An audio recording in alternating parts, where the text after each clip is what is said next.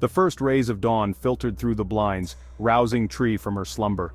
She blinked, trying to shake off the remnants of sleep, her mind slowly piecing together the events of the previous night. She was in Carter's bed, the remnants of last night's birthday party clinging to her like a bad hangover, balloons deflated, streamers hanging limply, and empty cups scattered around. Another year older, another year of feeling utterly lost. The weight of her unfulfilled dreams and unresolved issues pressed down on her. Carter, ever the optimist, beamed at her with birthday wishes. His cheerful demeanor was almost infectious, but not quite enough to lift her spirits. Tree couldn't muster even a fake smile. The effort seemed monumental, and she felt a pang of guilt for not reciprocating his kindness. She just wanted to escape the suffocating niceness of his dorm room. The walls felt like they were closing in, and she needed air. The day unfolded in a haze of classes, each lecture blending into the next. The monotony was almost comforting in its predictability. Snide remarks from her sorority sisters cut through the fog, their words dripping with thinly veiled contempt. They never missed an opportunity to remind her of her shortcomings. And then there was Professor Gregory, her married lover. Their encounter was particularly frustrating, filled with tension and unspoken accusations. The illicit nature of their relationship weighed heavily on her. Tree was adrift, sleepwalking through her own life. Each step felt mechanical, devoid of purpose or direction. She sought solace in fleeting moments, a quick hookup, a bitter retort. Anything to feel alive, even if just for a moment. But the emptiness always returned.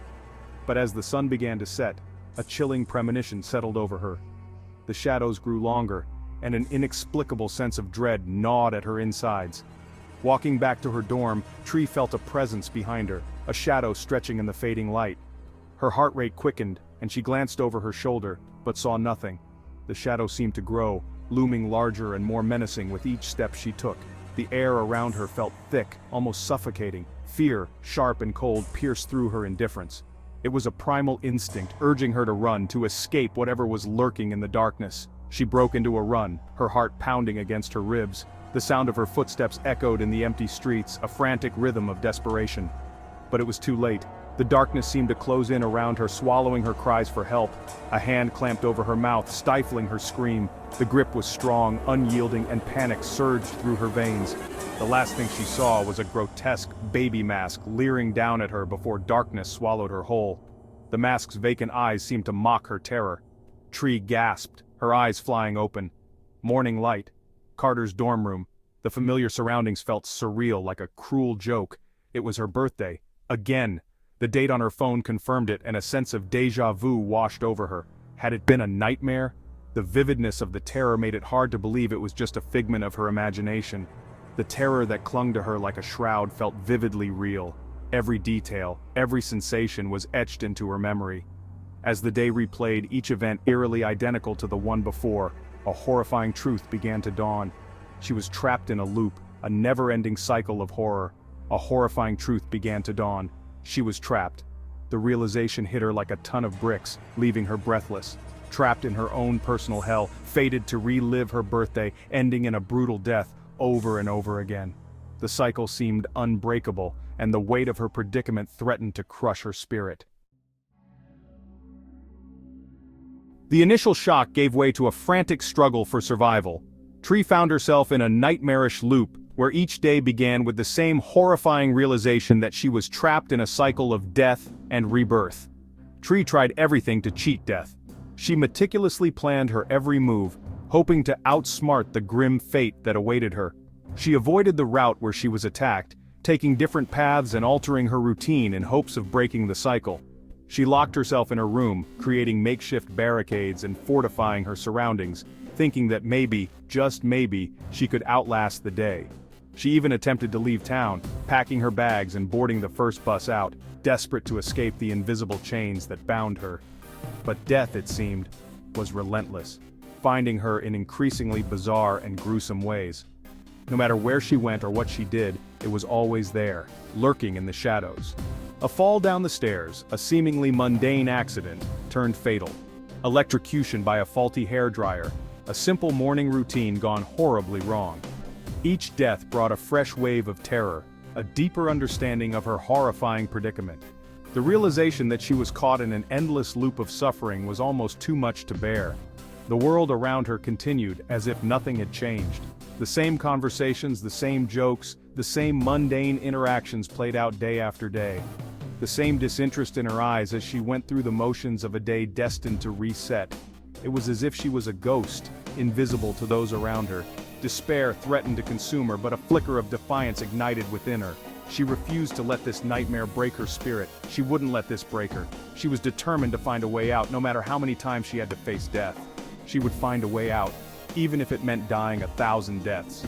Each death was a lesson, a clue to unraveling the mystery of her predicament. Tree began to use the time loop to her advantage. She studied her surroundings, memorized patterns, and strategized her every move. She indulged in reckless abandon, pushing the boundaries of acceptable behavior knowing there would be no consequences. She partied wildly, danced like no one was watching, and lived each day as if it were her last. She ate whatever she wanted, spoke her mind freely, and did things she would never have dared to do before. She even went skydiving, just to feel something different, to experience the thrill of free-falling through the sky. But the thrill of temporary freedom couldn't mask the underlying horror of her situation. The fear was always there, lurking beneath the surface. The fear was always there, lurking beneath the surface, a constant reminder of her impending doom. No matter how much she tried to distract herself, the reality of her situation was inescapable. The repetition, the endless cycle of waking up to the same day, began to wear her down. The monotony of it all was soul-crushing. The initial terror morphed into a dull ache of dread, a constant companion to her every move. It was a heavy burden, one that she carried with her every second of every day. She was a prisoner in her own life, forced to watch the same tragic play unfold, powerless to change the ending. It was a cruel and unending torment, but even in her darkest moments, a glimmer of hope remained. She clung to the belief that there was a way out, that she could break free from this cycle. She would find a way out. She had to. Her resolve was unshakable, her determination unwavering. She would not give up, no matter how many times she had to face death. She would find a way to break the loop and reclaim her life. Through the countless loops, Carter remained a constant.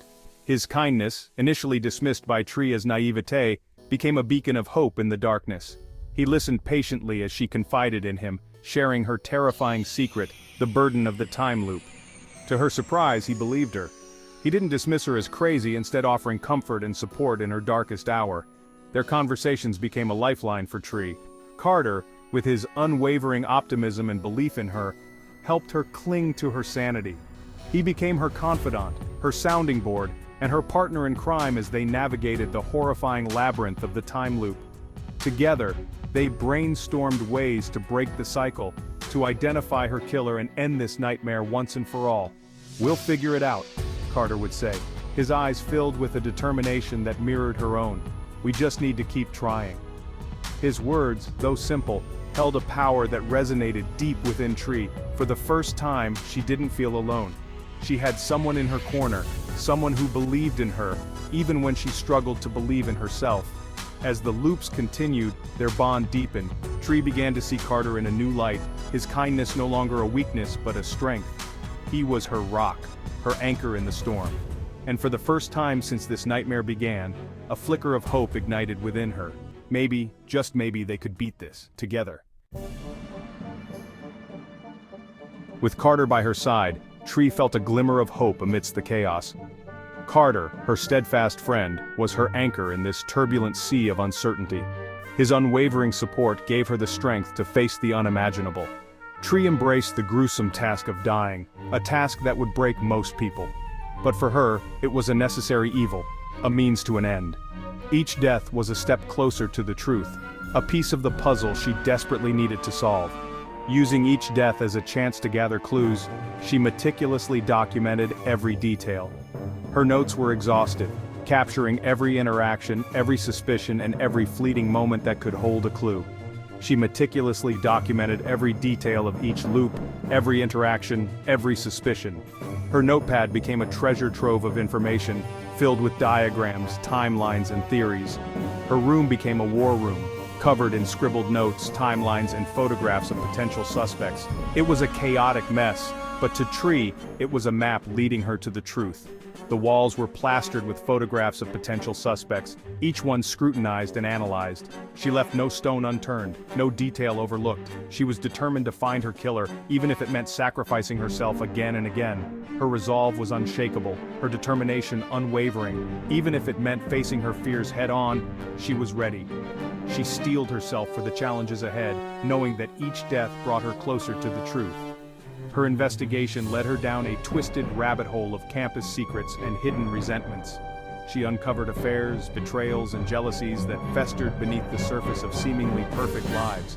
The more she dug, the more she realized how deep the rot went. Each revelation was a shock, a glimpse into the dark underbelly of her world.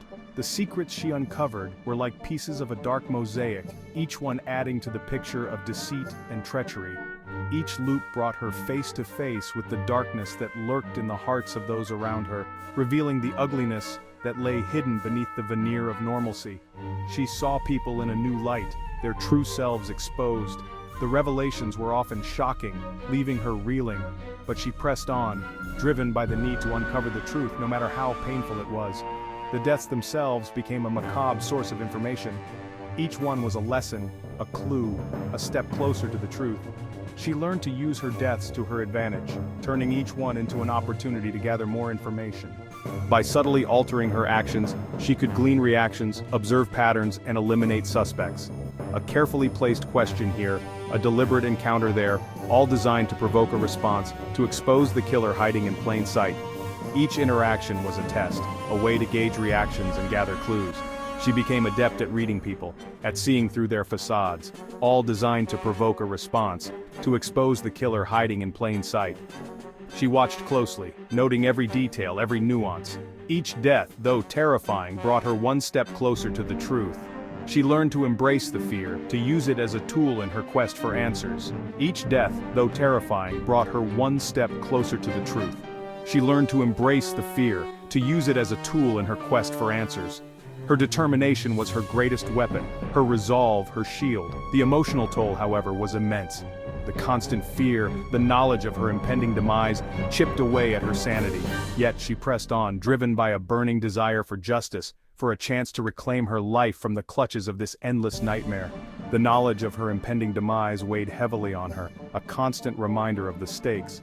But she refused to let it break her, chipped away at her sanity. Yet she pressed on, driven by a burning desire for justice, for a chance to reclaim her life from the clutches of this endless nightmare. She would not let fear control her. Driven by a burning desire for justice, she pushed forward. Her resolve was unbreakable, her determination a beacon in the darkness, for a chance to reclaim her life from the clutches of this endless nightmare. She would not be a victim, she would be a survivor. She would find her killer and break free from this time loop, no matter the cost. She would not be a victim, she would be a survivor. She would find her killer and break free from this time loop, no matter the cost. Her journey was far from over, but she was ready for whatever came next. She would be a survivor. She would find her killer and break free from this time loop no matter the cost. Her journey was far from over, but she was ready for whatever came next. With each step, she grew stronger, more determined. She would find her killer and break free from this time loop no matter the cost. Her journey was far from over, but she was ready for whatever came next. With each step, she grew stronger, more determined. She would not rest until she had her answers, until she was free.